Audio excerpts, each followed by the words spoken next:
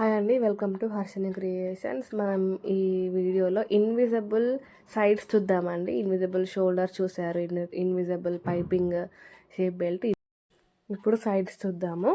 First అయితే మనము బ్లౌజ్ని ఇలా మెయిన్ క్లాత్ వైపు తిప్పేసుకోవాలి. నార్మల్గా అయితే మనము లైనింగ్ క్లాత్ వైపు తిప్పేసుకొని జాయింట్స్ చేసుకుంటాం కదా, అలా కాకుండా ఫస్ట్ అయితే మెయిన్ క్లాత్ సైడ్ తిప్పేసుకొని బ్లౌజ్ని 4 పార్ట్స్గా చేసేసుకోండి.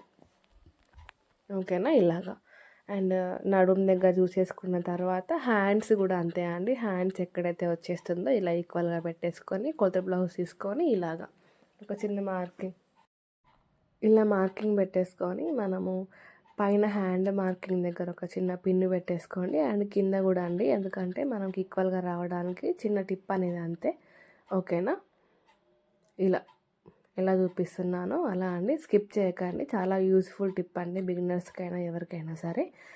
సో ఇప్పుడు మనం ఇలా పెట్టేసుకున్న తర్వాత ఓకేనా, చివరికి ఇప్పుడు మనం మార్కింగ్ చేసింది కాకుండా మనకి ఎంతైతే ఖర్చు, ఇప్పుడు మనం మామూలుగా ఎంతైతే ఖర్చు పెట్టేసుకున్నామో అంతా ఎక్కువ తక్కువ అయితే ఉంటాయి కదండి. సో ఒక 1 ఇంచా 1/2 ఇంచా వదిలేసుకొని ఇలా స్ట్రైట్ ఒక మార్కింగ్ వేసేసుకోవాలి. ఓకేనా, స్ట్రైట్గా. ఓకే, ఇది గుర్తుపెట్టుకోండి. మెయిన్ సైడ్ అండి, మెయిన్ క్లాత్ సైడ్ ఇలా చేసేసుకోవాలి. ఇప్పుడు ఎక్స్ట్రా ఇలా కొంచెం ఏదైనా ఖర్చు ఉంటే కట్ చేసుకొని, చూస్తున్నారా, ఓవర్లాక్ లేని వాళ్ళకి చాలా యూస్ఫుల్ టిప్ అండి ఇది. ఓకే, ఓవర్లాక్ ప్రతి ఒక్కరు టైలర్స్ దగ్గర ఓవర్లాక్ ఉండదు కదండి. ఓవర్లాక్ లేని వాళ్ళకైతే చాలా యూస్ఫుల్ టిప్ అండి ఇది. ఇప్పుడు ఇలా తిప్పేసుకున్నప్పుడు చూసారా ఎలా ఉందో మనకి.